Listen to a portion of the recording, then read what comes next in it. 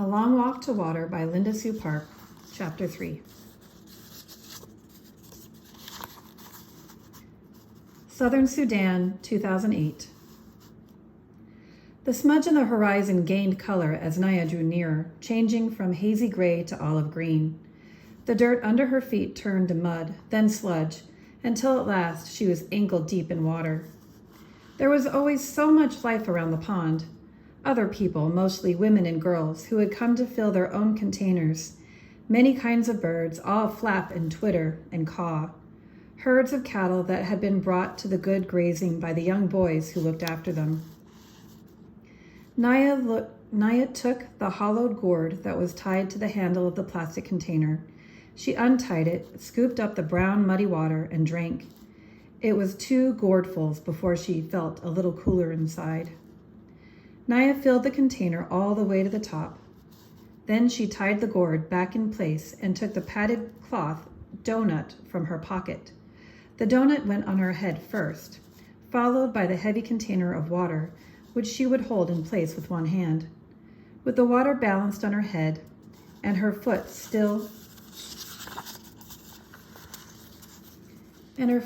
sore from the thorn, Naya knew that going home would take longer than coming had, but she might reach home by noon, if all went well. Southern Sudan, 1985. The tears were hot in Salva's eyes. Where had everyone gone? Why had they left without waking him? He knew the answer, because he was a child, who might tire easily and slow them down, and complain about being hungry and cause trouble somehow. I would not have been any trouble. I would not have complained. What will I do now? Salva took a few steps to see what he could see. On the far horizon, the sky was hazy from the smoke of the bombs. About 100 paces in front of him, he could see a small pond. Between the pond and the barn was a house, and yes, a woman sitting in the sun. Holding his breath, he crept closer until he could see her face clearly. The ritual scar patterns on her forehead were familiar. They were Dinka patterns, which meant that she was from the same tribe as Salva.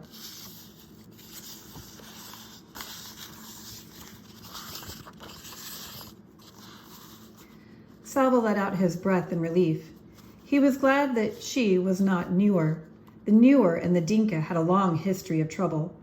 No one, it seemed, was sure where Nuer land ended and Dinka land began, so each tribe tried to lay claim to the areas richest in water.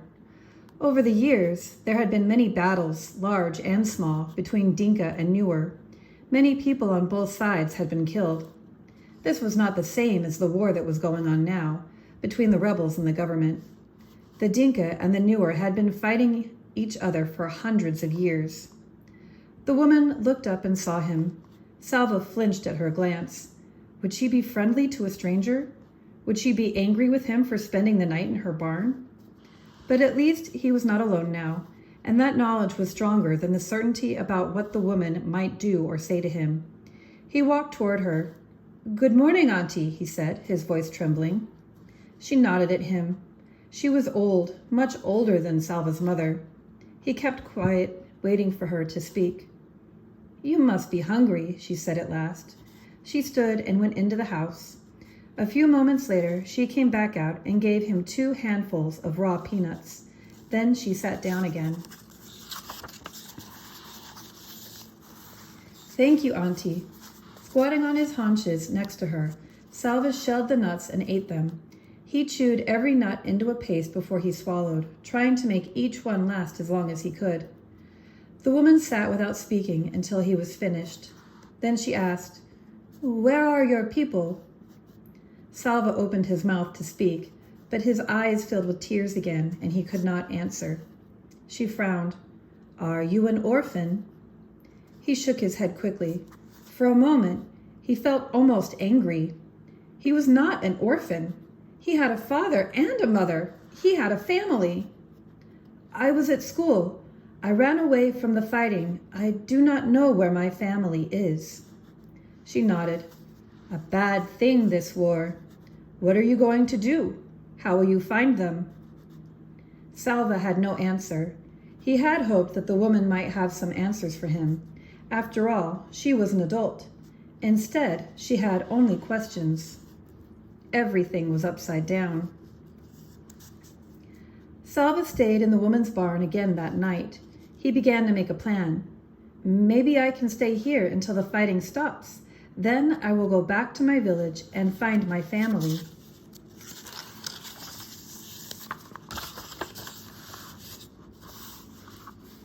He worked hard so she would not send him away.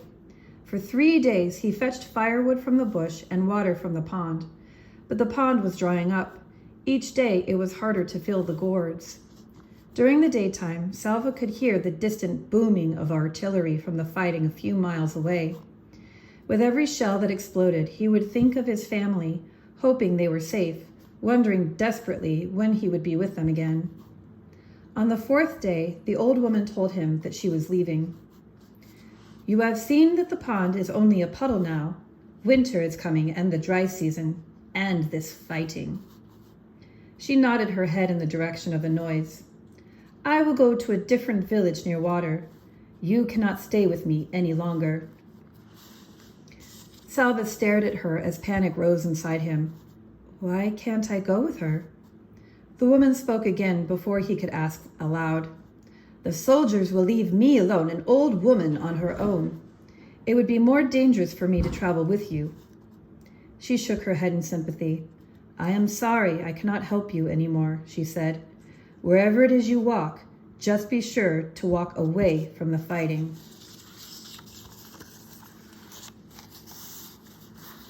Salva stumbled back to the barn. What will I do? Where will I go? The words repeated themselves 1,000 times in his head. It was so strange. He had known the old woman for only a few days, but now he could not imagine what he would do once she was gone. He sat inside the barn and stared out, looking at nothing.